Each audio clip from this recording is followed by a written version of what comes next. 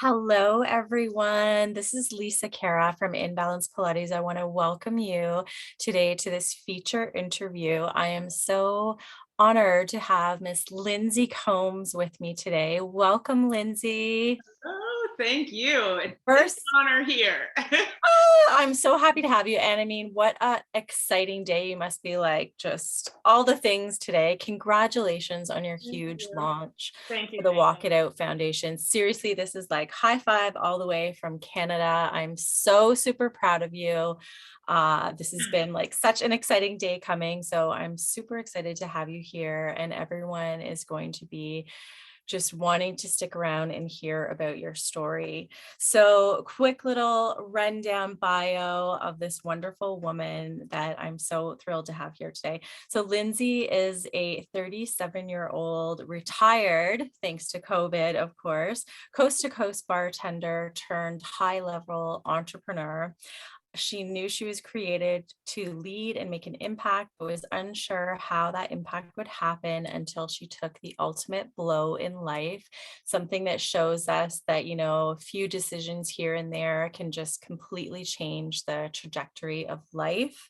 Lindsay grew up very naive in an Amish country and was a very trusting woman, which really gets into certain elements of this story that we really need to get deeper into, because going from having that inner trusting naive feeling to seeing where people can really take us, and what are it's so true, we are the five people we hang around. And we're going to learn more about that just with your story. After moving across the country to sunny San Diego to chase that California dream, her drive to help everyone flipped the script on her, and she was soon slapped with the life-changing charges by the United States of America and facing a life sentence in the federal prison system for something you didn't even know anything about. You didn't even know truly what had occurred. Correct. And we're going to get into all of it. So stay tuned, because I just want you to really see how Lindsay took her values and her positivity and strength, and you turned that into something so much bigger than just you and what you went through.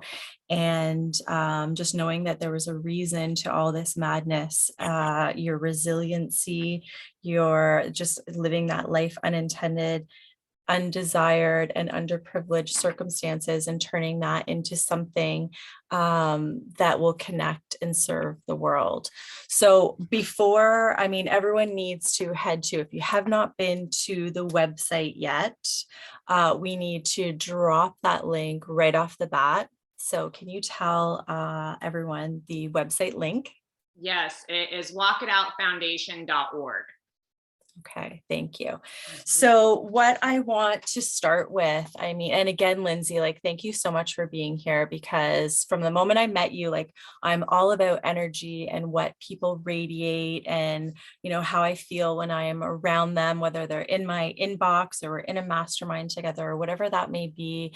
And you are definitely one of those standout, wonderful humans that just radiates that kind, caring, loving energy. And those are my favorite humans to be around. So thank you so much for taking this time today to spend with me and share your story, because it is so impactful on so many levels, as I said. So take me back to around that time. So at that time, you were busy bartending, living it up, Mhm. doing all the things. And yeah, so tell me, how did that all come about? I, First of all, thank you. I don't even know how you say anything to that. That was all so amazing. And you're amazing. And one thing I love about you is how you can bring me down sometimes, in our voice message. I'm just keep talking to me. You Amazing. can use my calming voice Yes. anytime. Sometimes when I just need to sob. I love you for it. But yes, I had moved to San Diego in 2014. Just I had gone out there for vacation. I don't like to say the word hate because I don't really hate anything, but I really don't enjoy winter and snow. So Okay, I've done okay. the most to get away from Pennsylvania, and I moved down south, and then I went on a short vacation to San Diego to see some friends. And I was like, I gotta move here. Like, I don't think I'm gonna be here forever, but I got to. I like You had that pull. yeah. Yeah. So I moved out there and it was a whole new world to me. I don't want to say like the East Coast is like behind, but I mean, I didn't know what I like eyelash extensions, network marketing, like you can make money, like all kinds of things, right? Dating apps. Met a guy on Tinder and we went out to lunch one day and it just, wasn't for me. He shared with me a dream of opening up a restaurant someday. He was in sales. That was it. Like he knew my background. I told him I was a bartender, grew into the industry as my family had restaurants and things like that, a family restaurant. And that was it. That was 2014. So I'm working downtown San Diego and I got a message on Facebook and I'm like, I feel like I know this person. And it said, hi, Lindsay, I have a business opportunity for you. Could you meet for dinner? And I was like, are you going to open the restaurant? Because his family had thought he was crazy to open a restaurant in Mexico, a seafood restaurant. And I was like, that would be a gold mine. You wouldn't even have to have a sit down restaurant. You could just have like a takeout, but people vacationing in Mexico, like for days at a time, don't want to eat Mexican food every single meal every day. And people that have been out all day or whatever, seeing fried chicken, mac and cheese, like that's a gold mine. Yeah. And so you were a true asset there for him, like being able to bounce these business ideas off, having that, family business, already having kind of a leg up on the info. So long, and I had been down there, so I saw it because I did not know until I went. The Asian restaurants, the Chinese restaurants, kill it. Lines down the street. Italian restaurants, kill it because it's not their normal. Yeah. So I'm like, yeah, I'll meet up for dinner with you. So we met up on a Friday night. I had worked the day shift, and I was very weird, and I actually still kind of am. I didn't like to go out at night. Just especially being in the city, I just felt, I don't know, a little bit of anxiety, I guess. So that's why originally when I met him, I'll meet you for lunch, And yes, that's exactly what he was doing. And that he was a chef. I was the one that had restaurant knowledge. And on my days off or when I could, would I want to help him out? Okay. Why would I not want to go? I mean, it was a 15-minute drive, Lisa. You know what I mean? Okay. And I knew that he had a place in Tijuana and San Diego. He had told me that. I mean, I remembered that. So, okay. And lo and behold, and I had gone down like Wednesdays or Thursdays here and there and coming back one day, actually. And so you did see this actual restaurant or I was looking at buildings. I met with his investors. I was learning recipes. He had, whether he was really doing this, I actually, to this day, I never got answers. I don't know. I actually don't, but it looked like a copyrighted, like logo, you know what I mean? Okay. Like in his apartment. Right. So, what is it? 5 years ago today, this is why I'm launching today. I'm coming home, crossing the San Ysidro border to come back to San Diego. I'm like, it's like 6 o'clock. I'm in line. My dog's hungry. I have a sandwich in the back seat. Should I eat it? Should I not? Get to secondary I get to the border and they pull me into secondary, which really it's not a big deal. I'm a white lady by myself. You know what I mean? I had receipts. Actually, that day I had gotten my lashes done. There was a mall somewhere. I don't remember what it's called now, but they pull me into secondary and then they leave me. And I'm like, this is different. Okay. And I hear a guy and I could hear like cuffs. And I heard him say, she's in the black Lexus by herself. Now, mind you, this is a car that I had dreamed of for years. It was my dream car at the time before I left Virginia and I moved to San Diego. I got this car and I was sick about it for days because I didn't buy myself nice things. So this Mhm. car was like the only nice thing This is your that I baby. ever, and I still owed a lot of money on it. You know what I mean? Yeah. So he's like, Miss Combs, I need you to get out of the car. Okay. I was like, should I bring my sandwich? Because it's like 6:30 now. I'm like kind of hungry. Shouldn't take long if we don't find anything in your car. Okay. You're not going to find anything in my car. Mhm. Next thing I know, I'm taking all my jewelry off. He handcuffed me, taking all my jewelry off, and I'm looking, and it's like this stone room, and people are shackled to a wall, like it was a square wall, and 3 of the walls. Okay. What in the? No one would answer questions. They shackled 1 foot and 1 arm. Hours go by. Hours. And at that point, what do you think that had they already looked in 1 or 2 compartments, or I or was just some inside. testing thing went off, or some dog sniffer or something?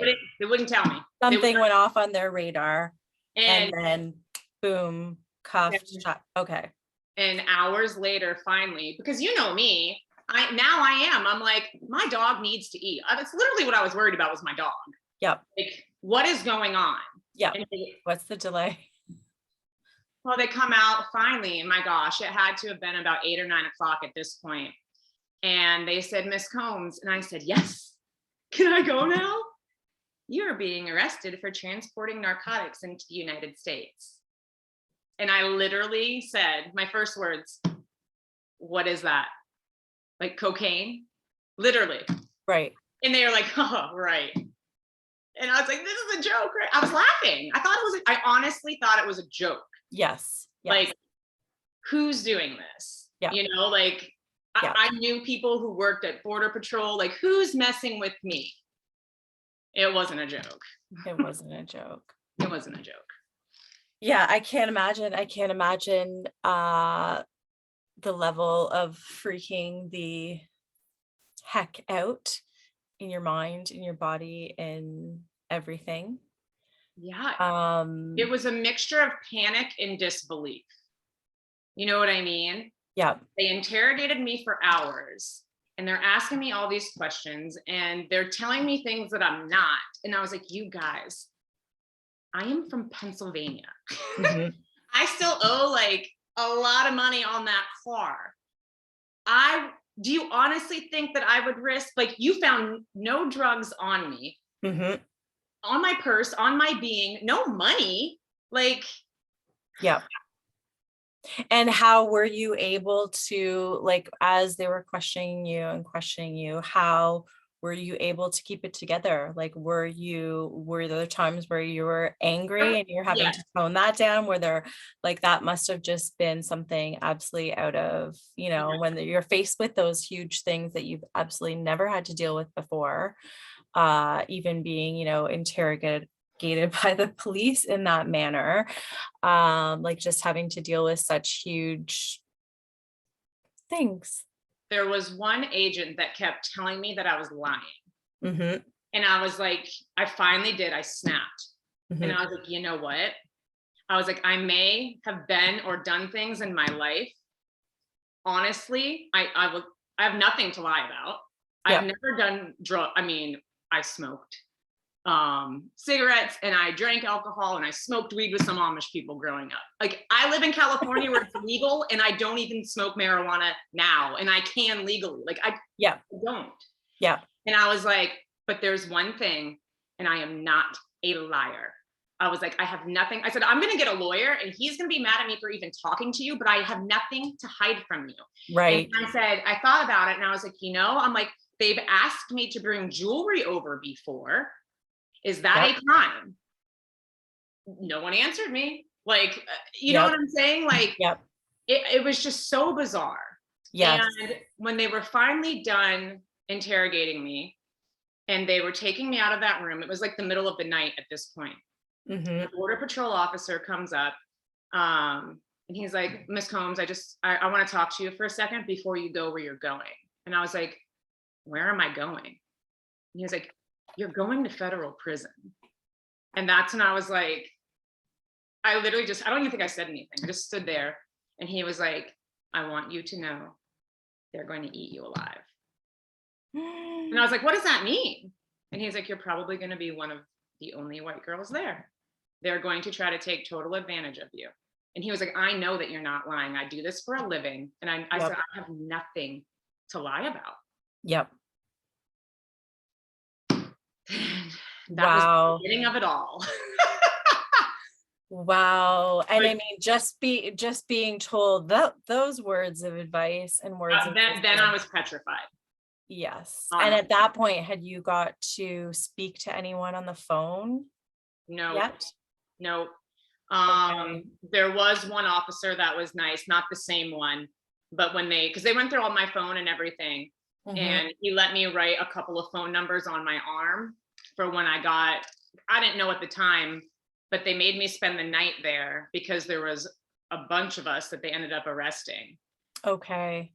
I went down the next morning to San Diego with, there was 3 other women, all of which they knew what they had been doing.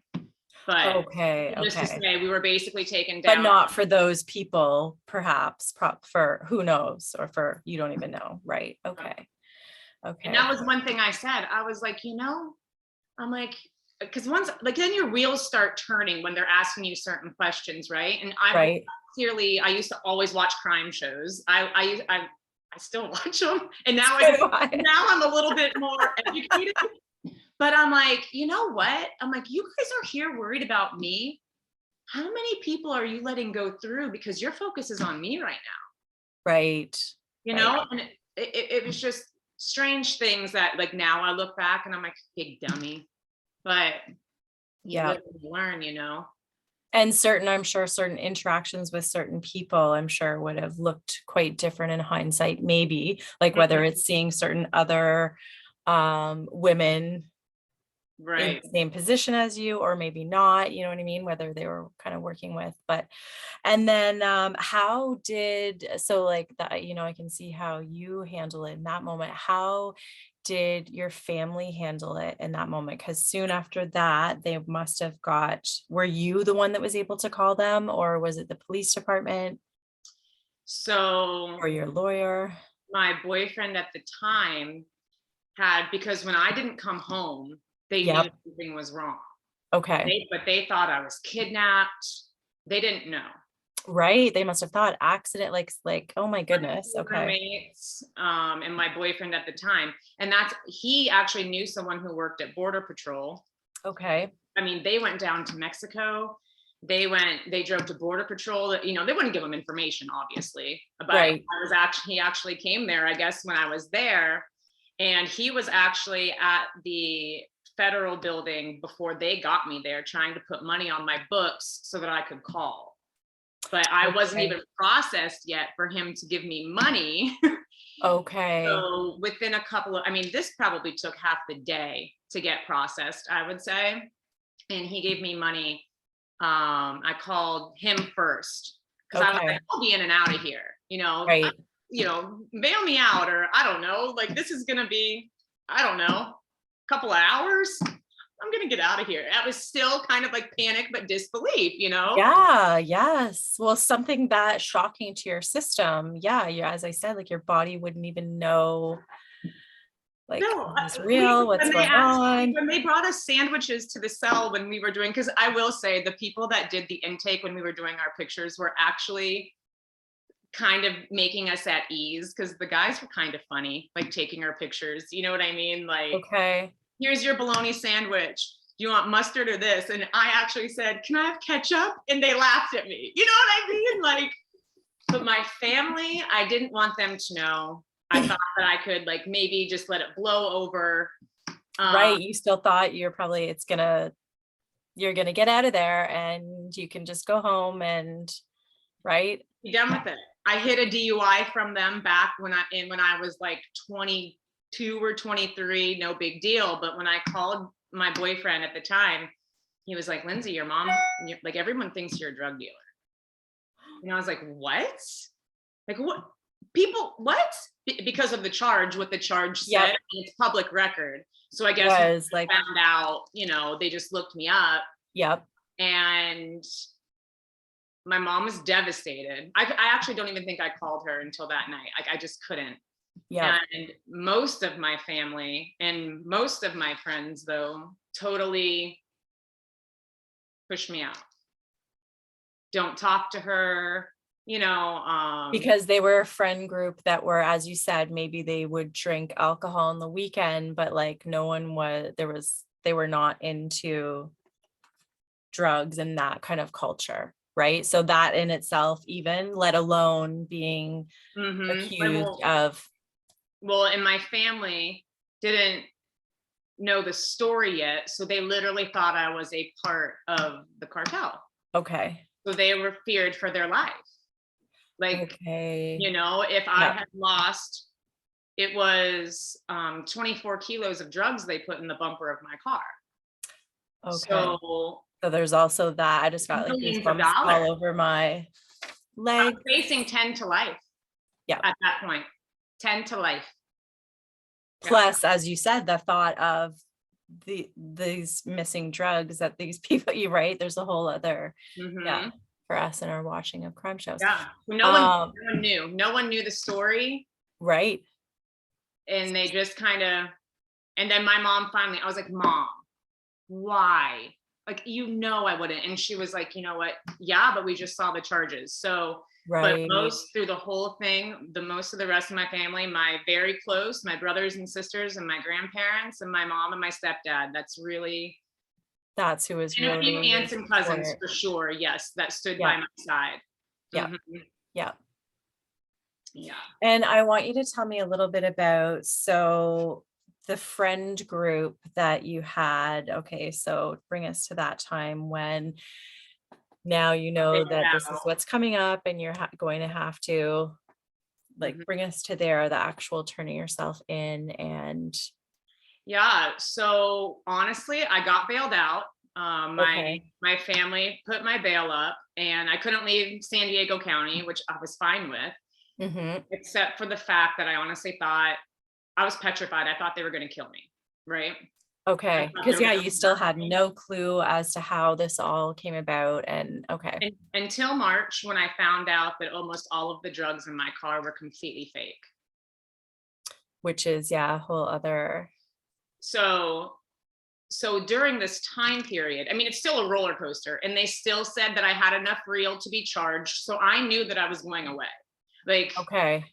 there was a very slim chance that maybe I could just get some probation for a very long time, but probably not. And even though now at this point, everybody knew that I was telling the truth, I still technically, I had to take a guilty plea. I drove my car across the border with drugs in the bumper. You know what I'm saying? Like, there's no getting out of it. And if I had tried to fight them and they won, it was 7 years minimum for me. So I was not doing that. I was just that was, like I said, 5 years ago today.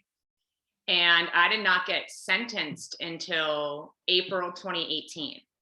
So in that time frame, I didn't give two craps. You know what I mean? Like, I don't drink beer. Is this beer? I'll drink it because I'm going to get fat now and I'm going to lose it when I go away. I'm not supposed to eat that. I'm going to eat. I didn't know how to handle it.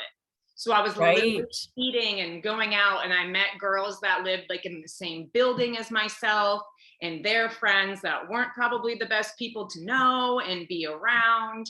But what did I care? Because they were probably going to leave me like most everybody else did while I was gone anyways. So I was living life until it was time to go away.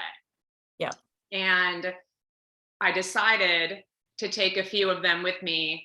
I got sentenced. The judge actually said, would you rather go back east by your family or stay back west here? And I was like, the place closest to my family is West Virginia. I know that my mom will feel obligated to come see me. I don't want her to. Keep me here.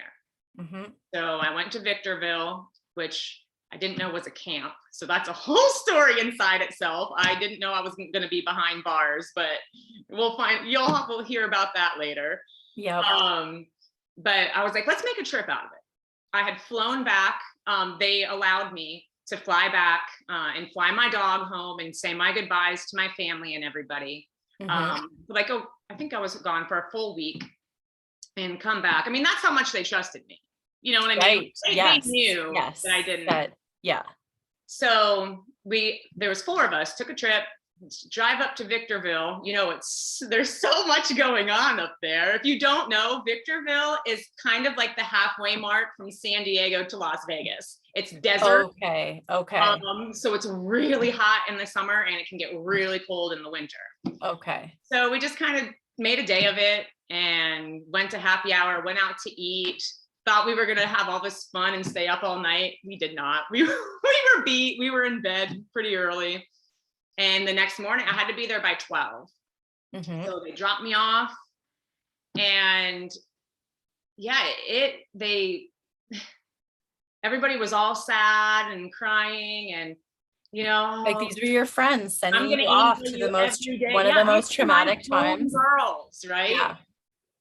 Later to find out a few months later down the road that one of them did absolutely nothing. And I'm still friends with her to this day.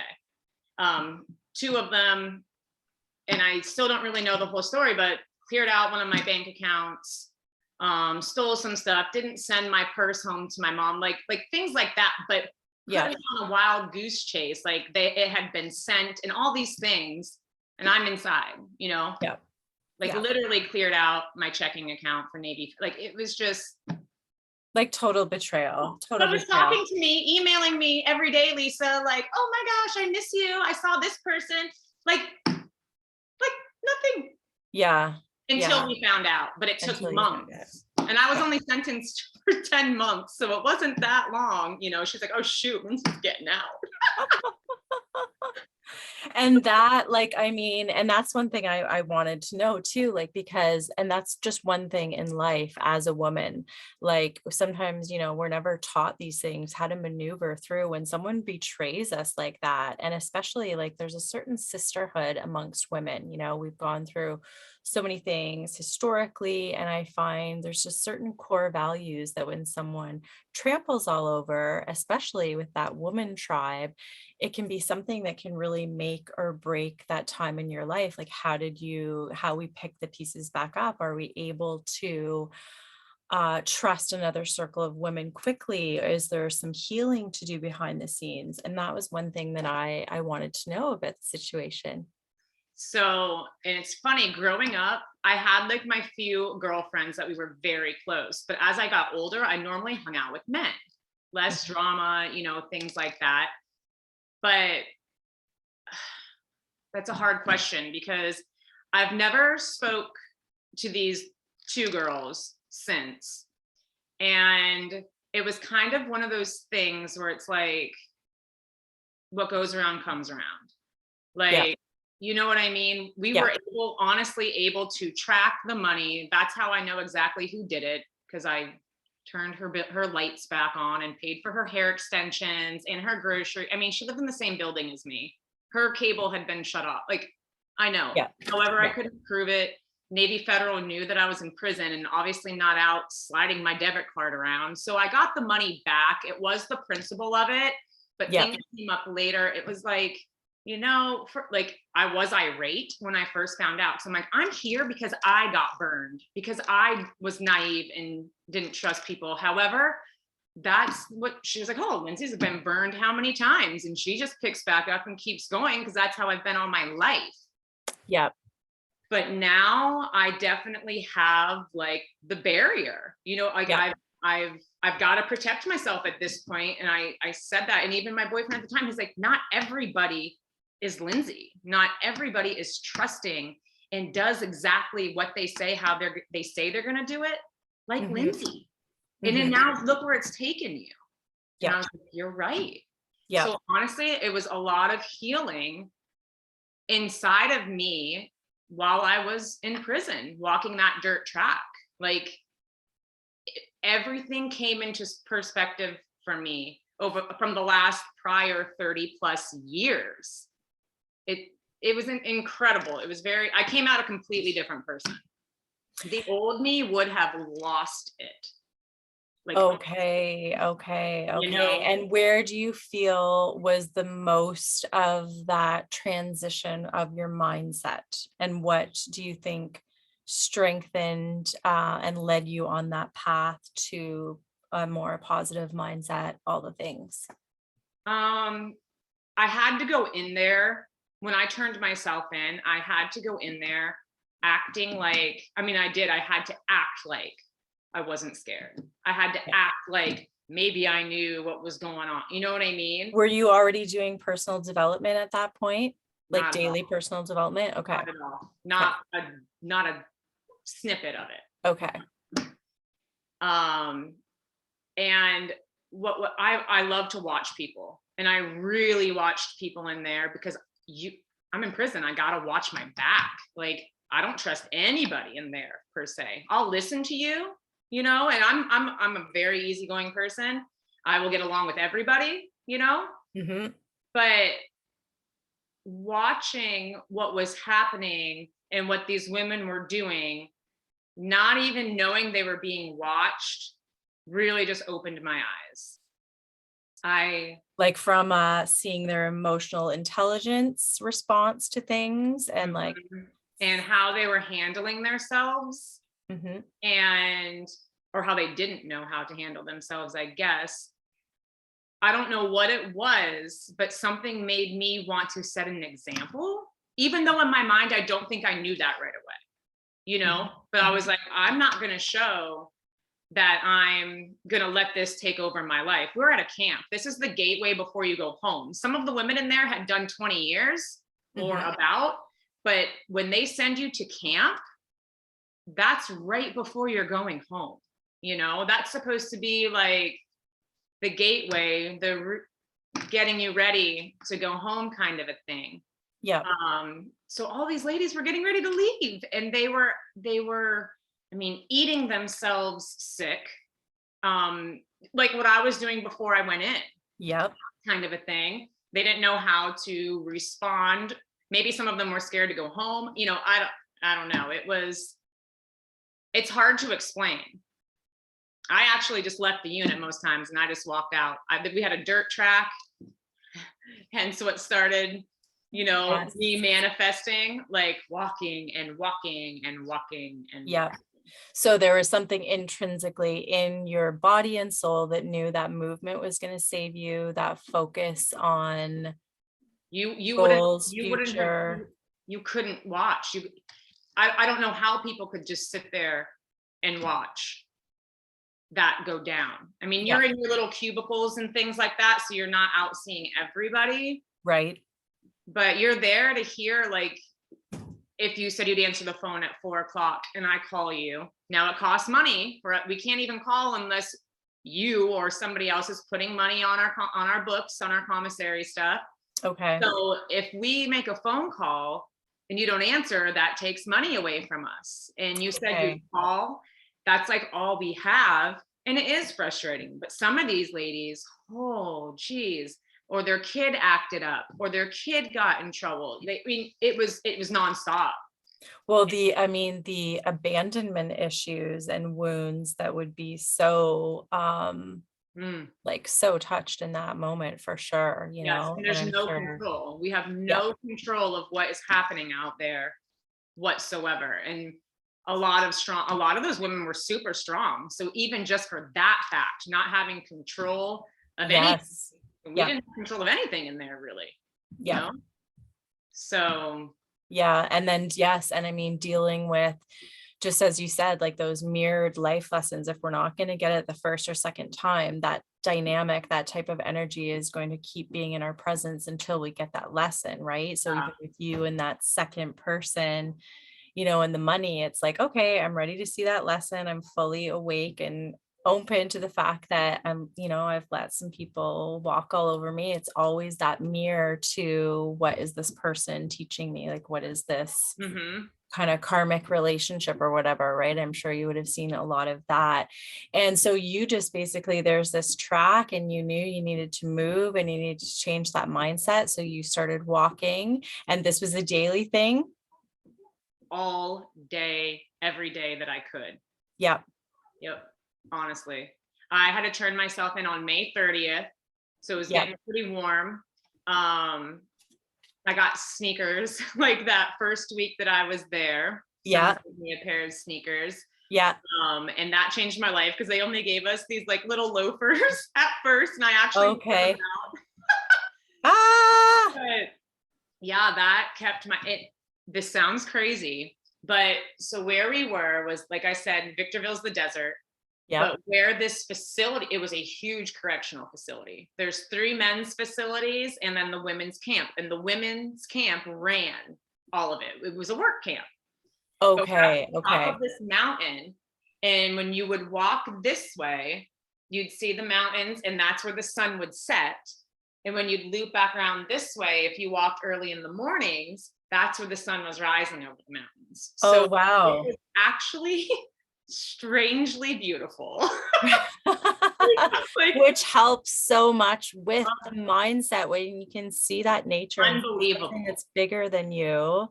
Yeah, like we sometimes we take for granted how the simple things in life can really be healing, Yeah. right? In so I many never ways knew that before. were, yeah. Yeah, so it got you, not that you would have probably traded that lesson, but got you, yes, into nature, into doing more of those, being in tune with yourself, and then knowing inside you that you are meant to share this impact with others, because not, we can get up on the day to day and go through life, but it takes an action and a choice and a belief and a support system and a team to say, no, I know I'm meant to, I was woken up for a reason today and I'm still here, and there's a reason and there's a purpose for my pain. So to be able to, go forth in that, I'm ready to make this impact and be there for others. Like that's a huge step, and it's a huge step in, as I said, like trusting others and Mhm. trusting your team. And so how did you, like, what did you decide that you were going to do about it? Like, so you started the walking, you decided this is, you Mhm. saw the benefits, and then how did you go from that to really sharing it with others? Yeah. So it's funny because I told my mom from day one, from that first phone call, and I Hmm. was like, there has to be a reason for this, right? Yeah. And I had a sister that passed away in 2009, and of course my mom is devastated on this phone call, obviously. Yeah. And Sorry to hear that. and she's like, perfect. Now we have Carly underground and my other daughter going away for 10 to life. Like it was horrible. So I kept saying there's got to be a reason. Yeah. When the drugs came up, almost all fake, which I didn't even know they were testing them. That's how much I don't know about this stuff. Right. I Yeah. said, there has to be a reason, right? There has to be. So in the back of my mind, I have no idea. And when I started seeing all this, I've always been a Christian. Hmm. We always went to a Methodist church, but I've never been like super into like my faith and things like that. Yep. Like, not that I wasn't about it, but when I got there and I saw all this happening, and I kind of said, like, use me for whatever, like whatever I'm here for, I'm here for it. Like, I'm here for it. I will do it. Just use me. And didn't even really know what that meant. And I'm walking, and people started walking with me, literally day by day. Like, I like this. I like how I feel. After dinner, meet me at 6. See you outside at 6. Um, and it became bigger and bigger, and more people were walking, and it's getting them out of the people were just feeling better. Yep. And one afternoon, it was blazing hot. It Yeah.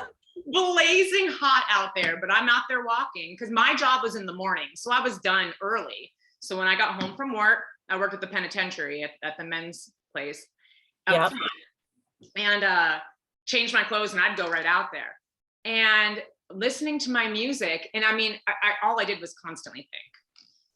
And I'm like, they love it.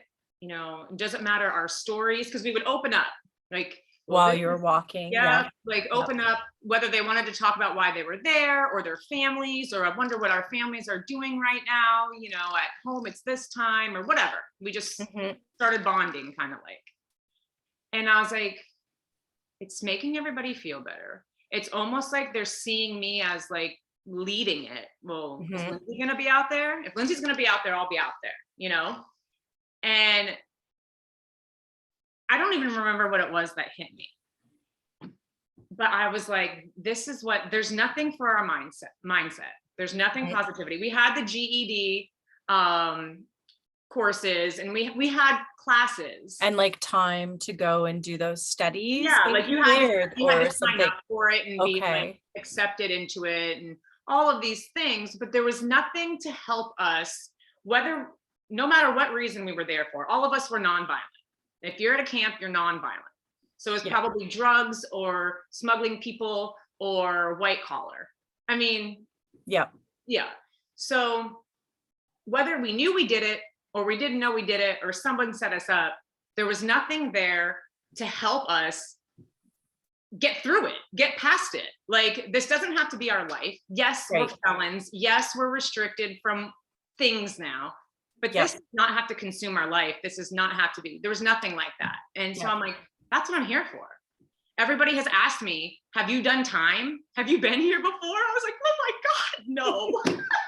I got in trouble for a fight as a kid, and I got a DUI and when I lived in North Carolina. Like, no, I've never been in trouble. Yeah. But they obviously clearly looked to me as being positive and having a awesome mindset and being a leader. Yes.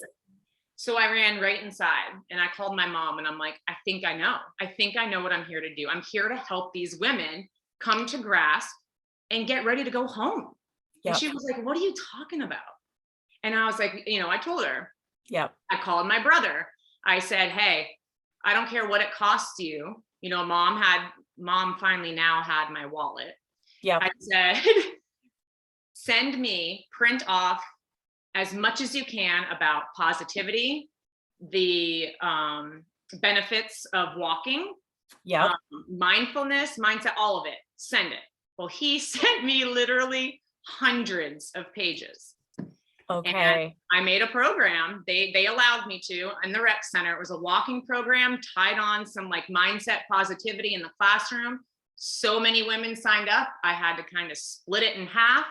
I did housing unit. We had 2 housing units. I was like, let's make it a competition.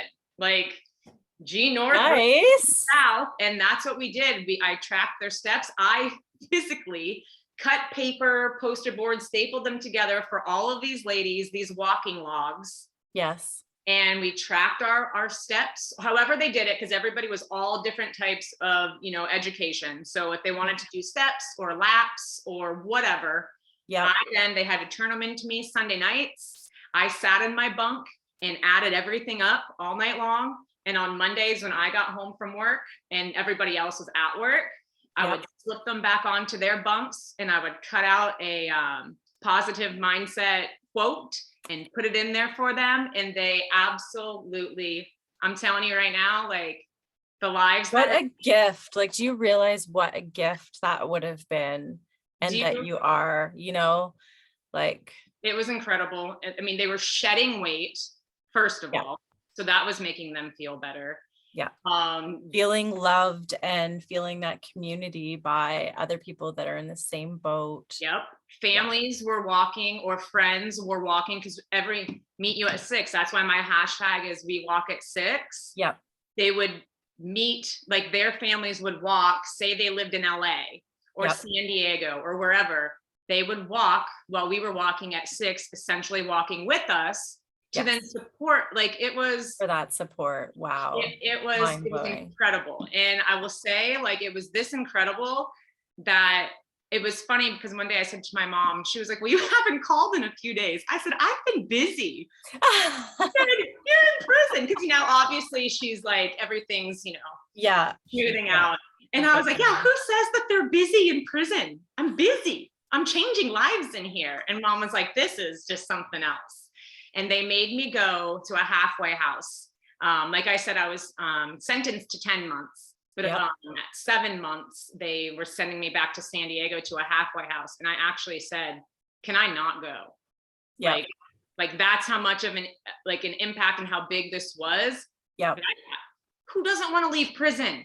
Seriously, Yes. I also had heard a lot of not good things about the halfway houses, so I wasn't looking forward to it. And honestly, I wish I had stayed. But you Yeah. have to pay. They knew I was going out to a job, so Okay. the halfway house gets a percentage of your gross paycheck. So that's why they sent me. Okay. Okay. Okay. Yeah. So you did end up going there. I had to. Okay. And was that okay overall? No. Okay. Lots to keep fueling the fire, to keep leading you towards what you were meant to do. Oh boy, yeah. And and then, so I want to know, so with, because going from, okay, I know I'm making an impact, I know I'm helping these women, we're seeing all the results, we're seeing things happen, going from that to deciding, okay, I'm ready to take this to nonprofit, like I'm going for this huge. What have been some of the best things that you've learned about launching and just learning all things about starting a nonprofit?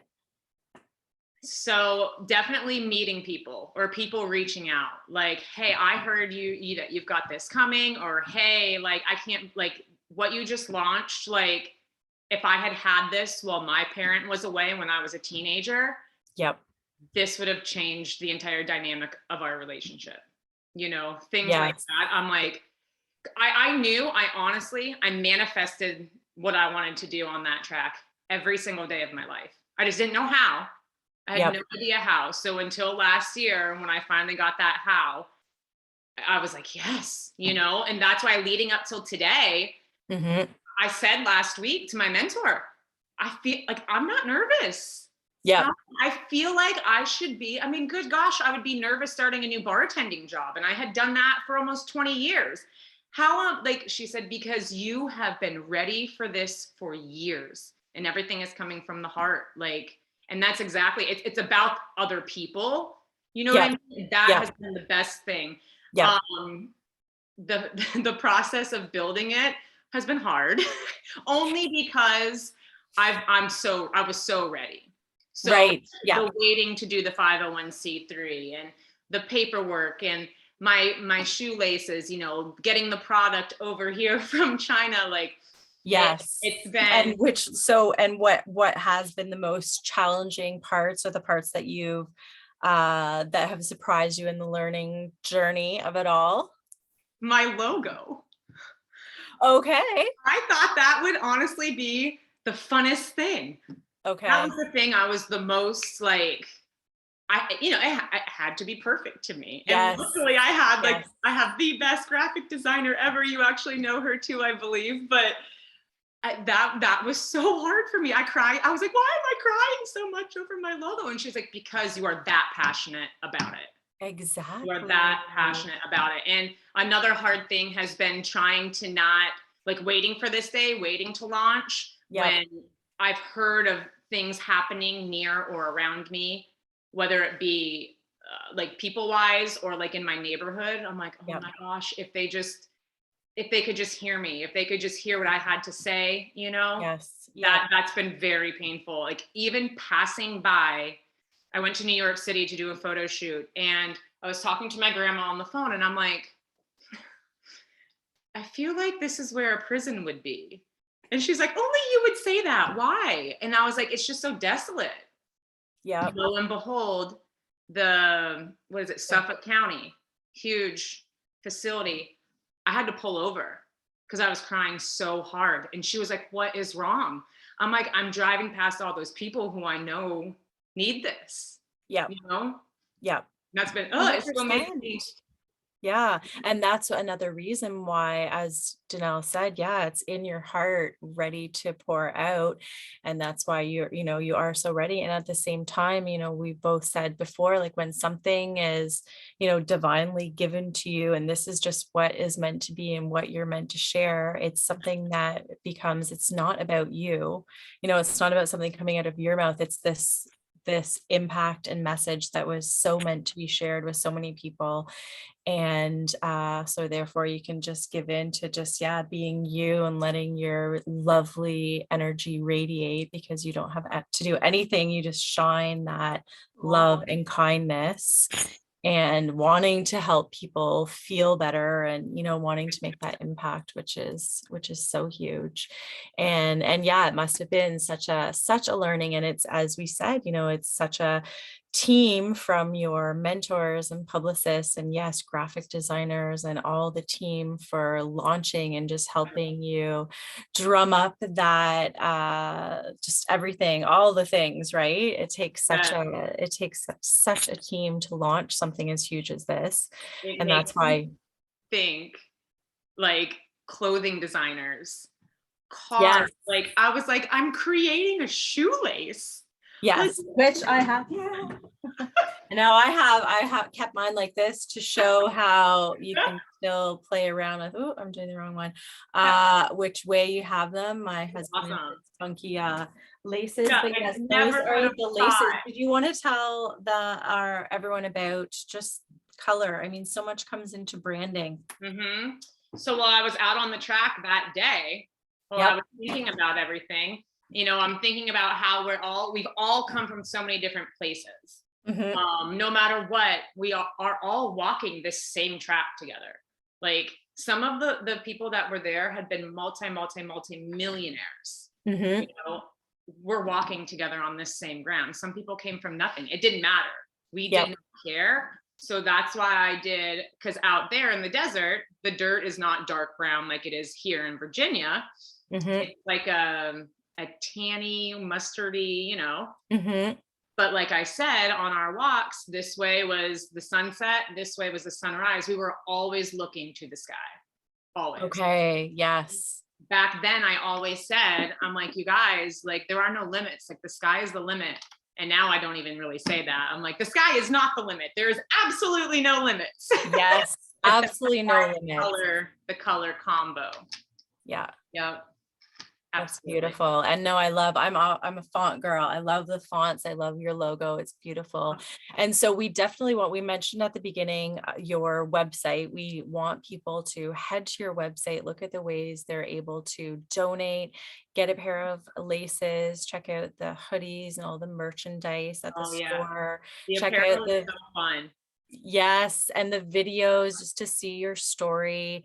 And yeah, so head to your website to see all the things and come back to Lindsay's page to check out the rest of the Facebook Lives that she's got going on today, all the things around the big launch day. I'm super, super excited. Again, I'm just so It's many been a long congratulations. time coming.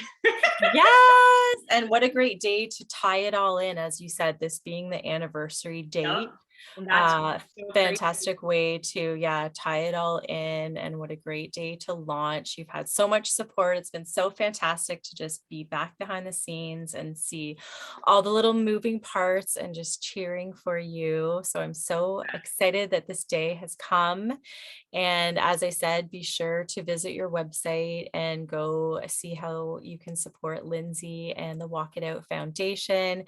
Get walking, get tagging her in your stories if you're out doing Yes, all the your socials are now public and you can go to all of them. You have Facebook and Instagram. It's Walk It Out Foundation. okay, that's your main Facebook and Instagram and it's Walk It Out Foundation. Yes, ma'am. Okay, Tag away. fantastic. Fantastic. Thank Well, I just want to say thank you again from the bottom of my heart. Thank you so much for coming on today. It's been you. such a pleasure to have you. I've been so excited for this day. And as we said, go back, check out her other videos, check out all the things, visit the website. For more information from me, you can go to imbalancepilates.ca. And yeah, we're just happy to have been able to spend this time together. And again, Perfect. huge congratulations to you. I'm Thank sending you you. so much love and huge congrats on this big launch. Thank you, love. Well, have a lovely day, everyone. Thanks.